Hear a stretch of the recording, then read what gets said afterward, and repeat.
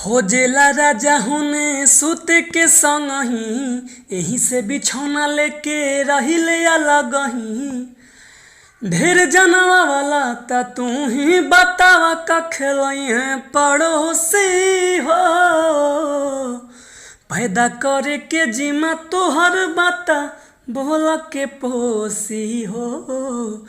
तू ही बतावा हे बाला मुआ के बाटे दोषी हो। हेलो दोस्तों, मैं राइटर सूरजपाल सूर्या आपके अपने YouTube channel Bhojpuri lyrics writer में बहुत बहुत स्वागत करता हूं। दोस्तों, बहुत दिन के बाद वीडियो ला रहा हूं, इसके लिए सॉरी। आज मैं एक गाना लाया हूं जो कि नीलकमल सिंह का गाना है, लइका तोहरे के पापा कहता टू। उस पर मर्द मेहरारू का गजब का मैटर लेके आया हूँ। अभी आप सुनेंगे तो खुद ही आपको पता चल जाएगा। तो आइए लेट ना करते हुए हम वीडियो की तरफ चलते हैं। लेकिन इससे पहले जो भी भाई हमारे चैनल पे नए हैं वो फटाफट हमारे चैनल को सब्सक्राइब कर दें और बेल आइकन अर्थात घंटी को जरूर दबाएं, जिससे उनको सबसे पहले वीडियो प्राप्त हो सके। तो आइए दोस्तों, हम गाने की तरफ चलते हैं। मुखड़ा है सुना ये राजा ऐसे डाला न रंग हो, भीगला से टूटे लागी पूरा ही बदन हो। ये दोनों लाइन 2 बार रहेगा। इसके बाद धारा न कमर सुना ये हो सैया ऐसे करा न जबरी हो, खेले के बाटे होली खेला बाकी रंगा न सगरी हो, गाल में लगाला सैया बाकी ऐसे ढोढ़िया न रगरी हो। इसके बाद देखिए, मैं नीचे दिखाता हूँ थोड़ा। इसके बाद है नीचवा से डलबा ता भीग जाई पूरा ही घघरी हो, फिर वही क्रॉस लाइन गाल में लगाला सैया बाकी ऐसे ढोढ़िया न रगरी हो। तो आइए दोस्तों, हम इसका डमी सुनाते हैं, स्पष्ट हो जाएगा। मुखड़ा है सुना ये राजा ऐसे डाला न रंग हो, भीगला से टूटे लगी पूरा ही बदन हो। सुना ये राजा ऐसे डाला न रंग हो, भीगला से टूटे लगी पूरा ही बदन हो। धारा न कमर सुना ये हो सैया ऐसे करा न जबरी हो,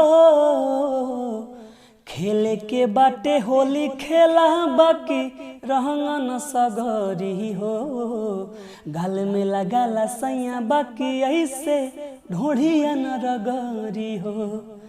नीचवा से डाला बाता भीग जाई पूरा ही घघरी हो, गाल में लगाला सैया बाकी ऐसे ढोढ़िया न रगरी हो।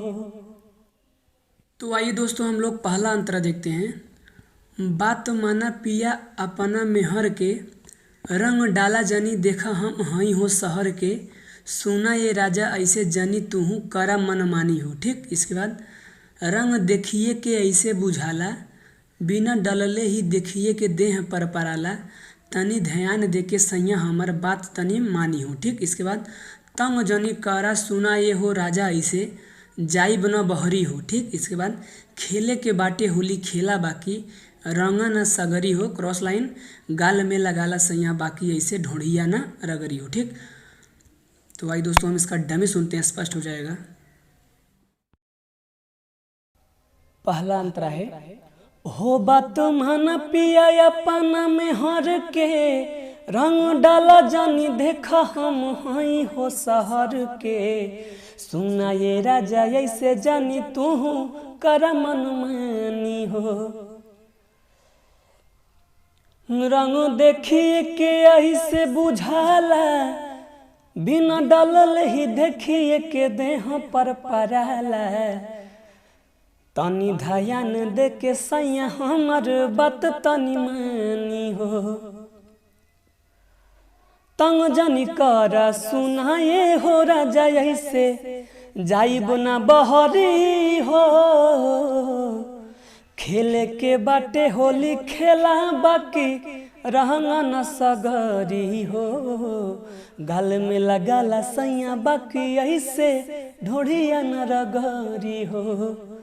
नीचवा से डाला बाता भीग जाई पूरा ही घघरी हो, गाल में लगाला सैया बाकी ऐसे ढोढ़िया न रगरी हो।